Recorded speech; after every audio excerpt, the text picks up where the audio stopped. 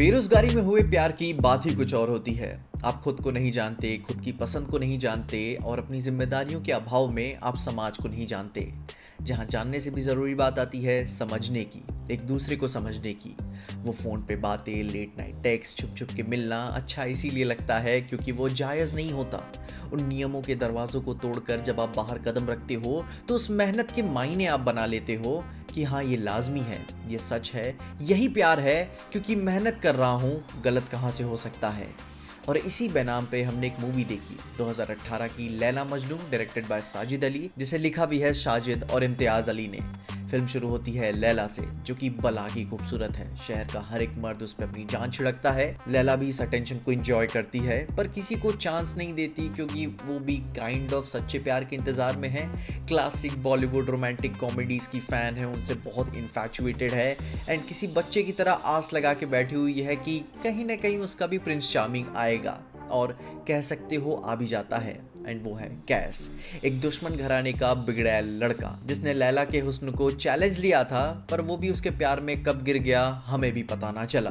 क्योंकि वही बात है ना, मेहनत कर रहा हूँ, गलत कहाँ से हो सकता है। फिर वही क्लासिक ज़माना बीच में आ जाता है। अब्बा मानेंगे नहीं, दुनिया जानती नहीं, और वो चार लोग समझते नहीं। मैं तो हैरान था कि भाई अब तक गोली क्यों नहीं मार दी उन्होंने, क्योंकि जहाँ से मैं आता हूँ इतना लंबा ये खींचने भी नहीं देते।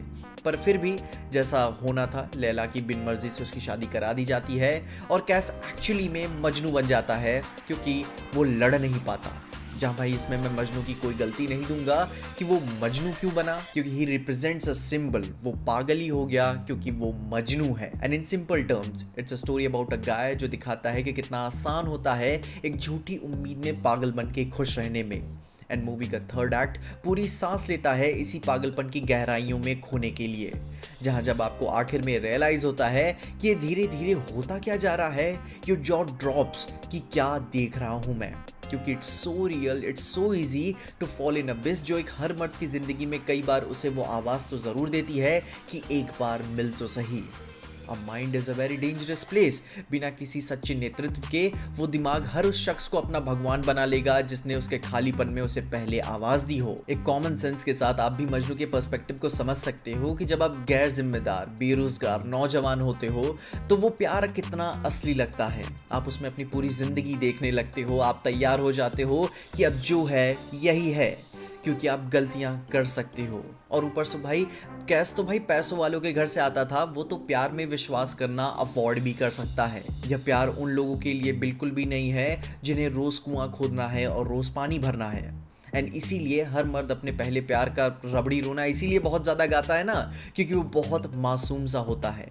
आप उसमें बेइज्जत होते हो, गिड़गिड़ाते हो, इवन रोते भी हो, लेकिन फिर वही चीज़ दोबारा नहीं हो पाती। वो जादू आप दोबारा से महसूस नहीं कर पाते क्योंकि फिर आप जिम्मेदार हो जाते हो, आप अपनी कीमत समझ जाते हो। एंड यही लैक ऑफ रिस्पॉन्सिबिलिटी और दूसरे शख्स के आइडिया से प्यार करना, उससे नहीं, is a recipe for disaster. और इसीलिए कभी कभी ये नाकामयाबियां ही आपको बर्बाद होने से बचा लेती हैं, आपकी सैनिटी खोने से आपको बचा लेती हैं।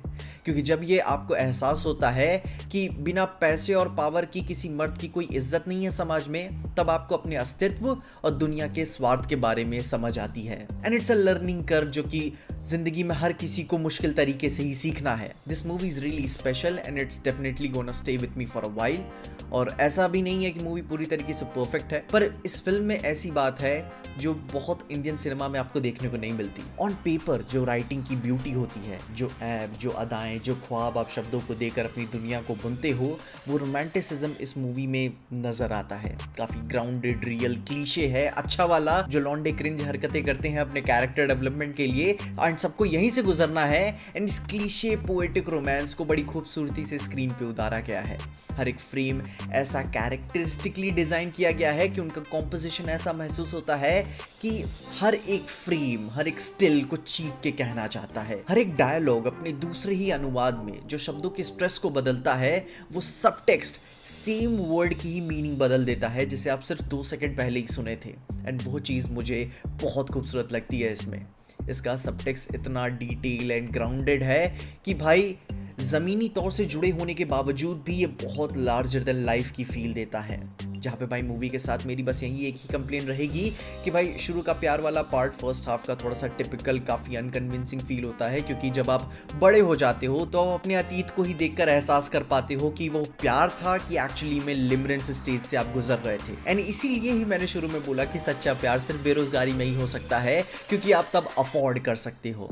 और ये कहना कोई गलत बात नहीं होगी कि इसे बहुत ज़रूरत से ज़्यादा सिर पे चढ़ाने वाले लोग भी थोड़े से बेरोजगारी टाइपिश हो सकते हैं। इसे बिना नो ऑफेंस बुरे वे में बिल्कुल भी मत लेना, क्योंकि जब आप अपनी ज़्यादती ज़िंदगी में, अपनी लाइफ के आगे स्टेज में, when you have something important in your life apart from love, apart from a human being, तब आपको रियलाइज़ होता है कि नहीं, क्या मायने रखता है, क्या सही है करना, भले ही आप सैड क्यों ना हो। और इसी तर्क के साथ कैस और लैला का शुरू में प्यार भी हर उन छोटे शहरों के लड़के लड़कियों के प्यार की तरह नजर आता है, जिसकी आप बहुत इज्जत नहीं कर पाते, क्योंकि आप उस क्रिंज स्टेज से गुजर चुके होते हो कि क्या क्या चीज़ें करनी पड़ती हैं। जब मैं इसके रियल होने की इज्जत करता हूँ, क्योंकि ऐसा होता है, लोग करते हैं, पर दिली तौर से काफ़ी क्रिंज फील होने के नाते ना आपको भी फील होता है कि नहीं यार, ऐसा नहीं करना चाहिए। आप बहुत इज्जत नहीं कर पाते अपनी पास्ट की। वरना बाकी इसका मेलनकॉलिक स्कोर, कमाल के गाने अब जब सुनता हूँ तो भाई मेरी दुनिया ही हिल जाती है, क्योंकि उनके मायने बदल चुके हैं। पर ये बहुत